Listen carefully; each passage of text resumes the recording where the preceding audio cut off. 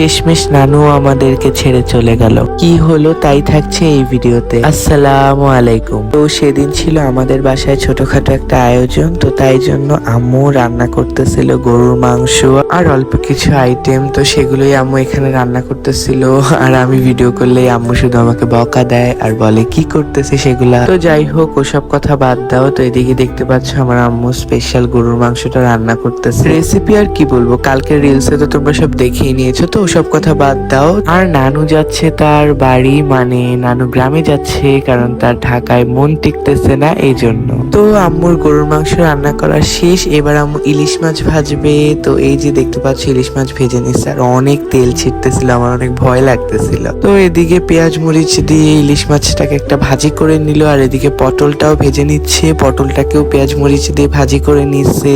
আর এটা ছিল সেদিন রাতের ক্লিপ। তো নানুর সাথে একটু মজা করতেছিলাম আর